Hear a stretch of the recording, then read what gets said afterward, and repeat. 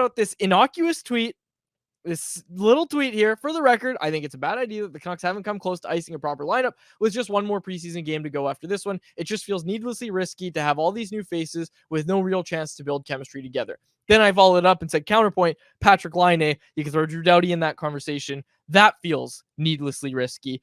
But at the same time, I'm sitting there watching, and really this wasn't so much about 5-on-5 units, right? It does extend to the defense a little bit, though. How you feeling about Derek Forbort? What have you seen from Derek Forbort that gets you fired up this offseason or this preseason? I mean, he's got years of NHL experience. Do you think he needs to play with his defense partner? Yep, I do. Well, and yeah, he will. Well, who was he playing with last night? He's got one preseason game. One preseason game. That's enough. Yeah, it is. And practice. Okay. I just disagree. How many games did Quinn Hughes and Philip Hronek play together in preseason last year? 0. They played at least one. Cole McWard and Quinn Hughes played together. It wasn't every preseason game. No. Are you sure? I'm like 80 to 90% sure. Chat, check that. Chat, we're gonna have to because remember McWard initially made the roster. Yes. Or either that or like was right. Until the start of right the when the season. cuts that just happened today, when those happened, McWard was still here. Yeah. Yeah. But he didn't make the roster, and he didn't I don't. But the point is, they didn't. Hughes and Hronek had never really played together in camp preseason. Guess what? They start together when the regular season games actually count, and they take off running. Okay, but you're using the Norris Trophy winner and the Canucks' second best defenseman as the example. I don't think it's crazy to say Vincent Desharnais and Derek Forbort need at least 2 games together.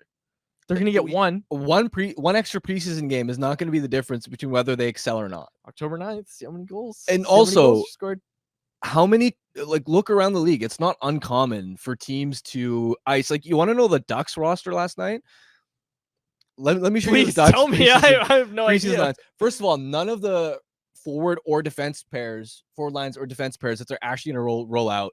Vetrano, Zegras, Leeson, that's not even going to be a line because Zegras is probably going to play wing because McTavish and Carlson are playing center.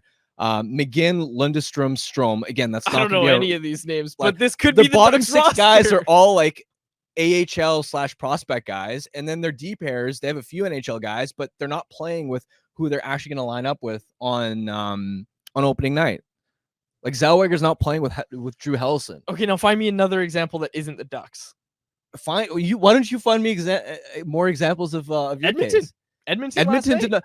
Last night was the first time Leon Draisaitl needs to gel with 2 new line mates. Last night was the first preseason game that he's played with Skinner and Arvidsson. Okay, Elias Pettersson, Jake DeBrusk, Daniel Sprong. Daniel Sprong's one line mate, sure, but it's a pretty pivotal part of your team. I would have liked to see them get more than one game. That's what I'm saying. And not only that, here's the other thing, Harm. Here's the thing that matters more than 5-on-5 lines. Like, I started with the 5-on-5 lines, but the big thing to me is the power play. The power play has not gotten a look together. They were together. We talked about it with Jeff. They were together at practice today. But you cannot tell me that this power play that was such a problem down the stretch for this team went from being a strength to an absolute weakness, bailed on them in the playoffs. You cannot tell me that it's fine that they aren't getting any preseason looks together. They'll get the game against Edmonton on Friday. They'll get that game, the 5 of them together, and we saw the unit today.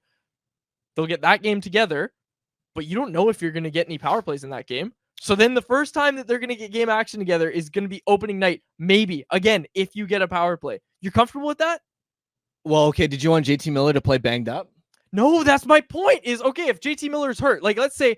So then, what were they supposed to do with the power play? Like Miller, the power play runs through Miller. So put whoever is. If Miller was out game 1 of the regular season, they're not just going to say, "Oh, well, we're going to throw Mark Friedman and Phil DiGiuseppe out there." You're not getting.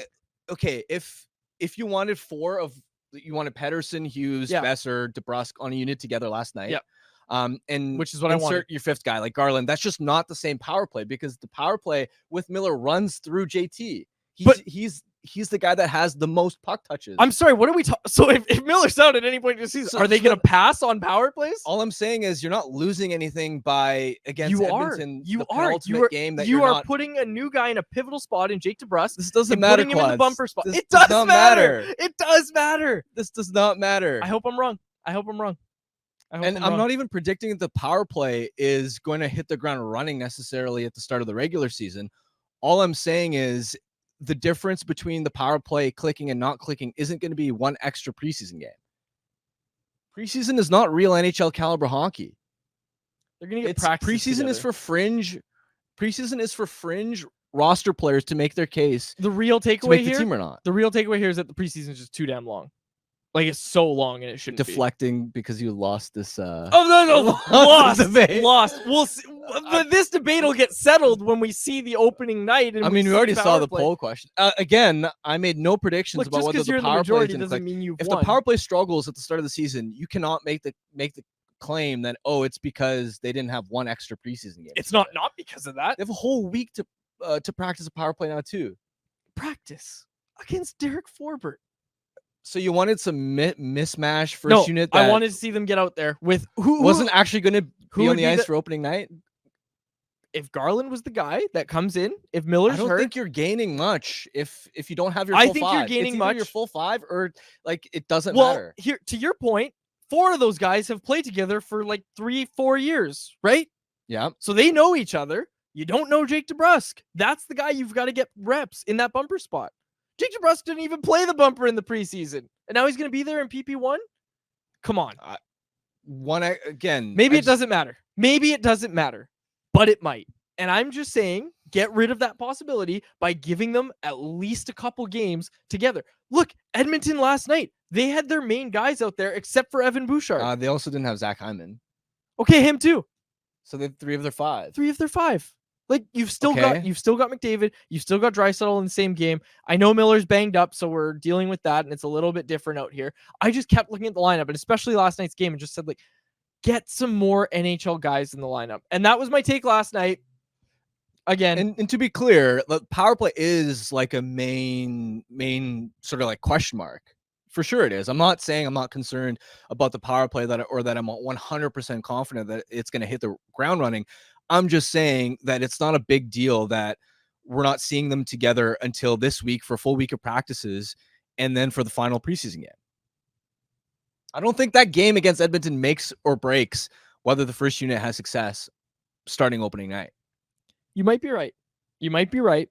But I still want to see some NHL caliber play. Like, I still want to see some guys in the lineup. And again, they made their cuts today. So we know that this final game, thank God, is going to be actual NHL guys. And it's going to be that final audition for those 3 final spots. Did we see PP2 at practice today? Were you at practice? I wasn't at practice. I wasn't at practice either. Doesn't matter. It's okay. We saw PP1. We know what PP1 is going to be. And we've got 3 days in between games. This preseason is so damn long. Not only do the Canucks have 4 games and 5 nights last week, now they've got 3 days off in between games. That's just so weird for the players to like start, stop. It's just, yeah. Anyways. So yeah, Chad is asking why we're talking about practice as much. Game action, folks. Get them in game action. Chat does agree with you mostly, but they also agree with you that Linus Karlsson was going to get PP1 time, and that didn't happen. Hey, who got cut first, Blais or Karlsson? Tell me, Quads. Your inside track on the 13th.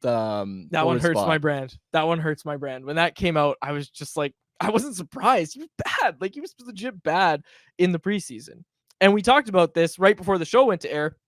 Now he's going to Abbotsford. He's going to be in the AHL this year, unless a team gives him an NHL contract. That's how this works. So. Is a chance. I can't see an NHL team. I don't know. Maybe like, I wonder if that would have worked if we were just like, you know what? Let's see. Curtis Klein. Boom. Curtis Klein. You see that? Facebook chat. I agree with Quads today. I put that up at most of the YouTube chats with Harmon, I think. So. Thanks, Jacob. What was I talking about before I got distracted there? Yeah, he was not good in the preseason. He's going to go down to the AHL. Don't think he's going to get a contract. And what I was saying was, what if we just came on this show every day and we were like, oh, Sammy Blais, you notice him? He was great. If an NHL team would have caught notice and be like, yeah, we're going to give a contract to Sammy Blais. These guys are saying he's great. Wonder if that would have worked. I don't think NHL GMs are just casually listening. You'd be surprised. Convo. You'd be surprised. Okay. Chef Quads taking body shots. Yeah, this one was a tough one for me, but I don't know. I wanted the power play to get some reps together, and it's like I tweeted it last night too. You get a power play. Oh boy, here comes Mark Friedman. Okay, I'm not gonna lie. It's over the boards. It's one of my biggest arguments for preseason being too long is the amount of time I've had to watch Noah Juleson on the power play. Like it's like no, just great from the point, baby. Great penalty killer. Warrior guy, but I just, yeah, you're right. Did you see Beaver tailing last night? Did you see the Beaver tail? He wanted that puck. Demand the puck. Yeah, it went on way too Counterpoint, I like seeing Noah Juleson on the power play. Of course you do. So tough to say. Maybe you were right about this one. More Noah Juleson power play time is a good thing. Canucks Conversation is live Monday through Friday, every weekday at 2 p.m. over on the Canucks Army YouTube channel. Make sure you like, subscribe, and interact in the YouTube live chat every day with us, folks.